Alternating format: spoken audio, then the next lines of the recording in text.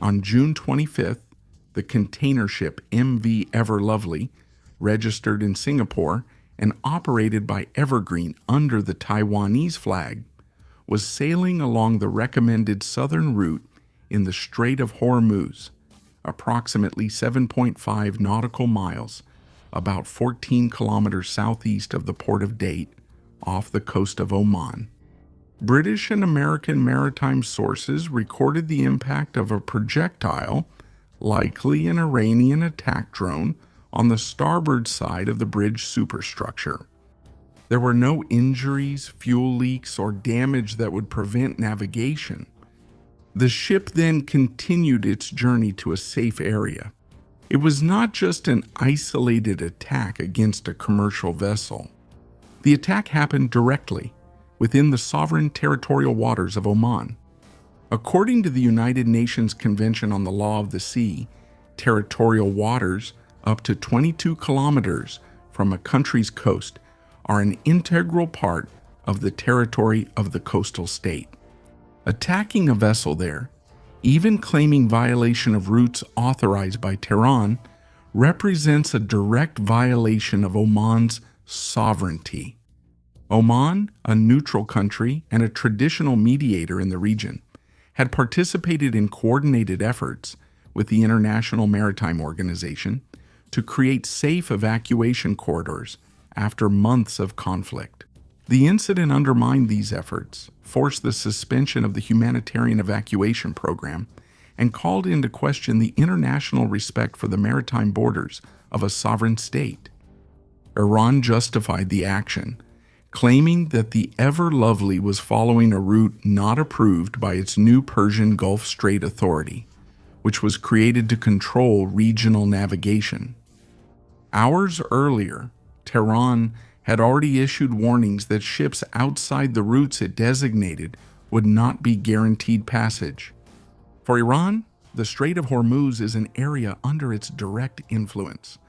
For Oman and the international community, these are either international waters or belong to a third country, so freedom of navigation applies. The American response was swift. U.S. Central Command carried out strikes against about 10 Iranian military targets near the Strait of Hormuz, including missile and drone depots, communication systems, and air defense areas. The operation was described as a powerful response to aggression against commercial traffic and freedom of navigation. Days later, a new incident involving the Panamanian tanker, the MT Kiko, triggered comercial, a livre navegação. a round of American strikes. Iran then retaliated with great force. The Revolutionary Guard launched ballistic missiles and drones against 8 key areas of American infrastructure in the Persian Gulf region. Among the targets mentioned are the Ali al-Salem Air Base in Kuwait and the headquarters of the U.S. Fifth Fleet at Salman Port in Bahrain. Iranian sources claimed that the targets were destroyed. American authorities reported the activation of air defenses in the host countries, but downplayed major damage and did not confirm significant casualties among U.S. military personnel. Kuwait and Bahrain issued security alerts to the population, and there were no injuries or deaths.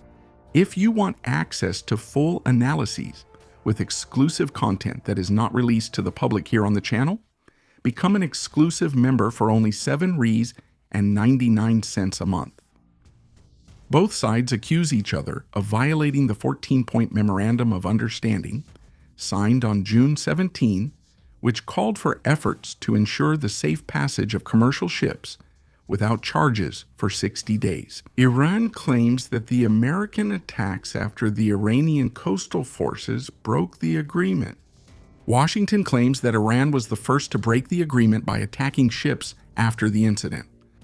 Despite the military escalation, diplomatic channels remain open. On the Tuesday following the clashes, Iranian and Omani officials met in Muscat to discuss the future management of navigation in the Strait of Hormuz.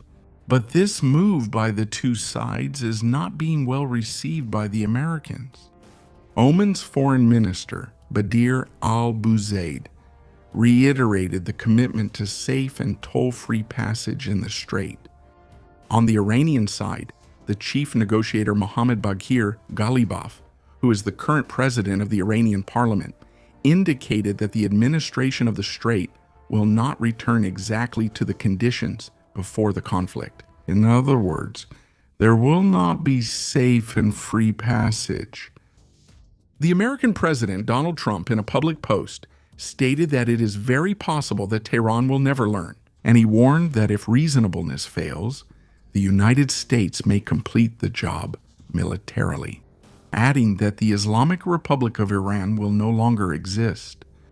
In military strategy, the episode reveals the capabilities and limits of both sides. Iran demonstrated the ability to project power with ballistic missiles and swarms of drones at regional distances, striking American bases in allied countries. The Americans showed quickness in kinetic response and precision in targeting Iranian assets, as well as maintaining a robust naval presence. Neither side, however, seems willing to engage in an open and prolonged war at the moment. The attacks were more calibrated. Iran chose targets in third-party territories such as Kuwait and Bahrain, avoiding the American mainland since it does not have the capability for that. Washington, on the other hand, focused on Iranian military targets without escalating the attacks to civilian infrastructure or cities. The risk of escalation remains real. A miscalculation, a new route violation, or an incident involving neutral flag ships could trigger a more serious spiral of escalation. Examples of attacks: the Strait of Hormuz, through which about 20% of the world's seaborne oil trade passes, remains the most sensitive point. Any prolonged disruption affects global prices and energy, fertilizers, and supply chains. Do you think the video is over? No, it's not. To get full access to it, follow our exclusive members lead. Become a member too for just 7 rays and 99 centavos per month. Just click here on the Become a Member button and leave your comment with your opinion about where this crisis might be headed. Turn on notifications so you don't miss any updates. So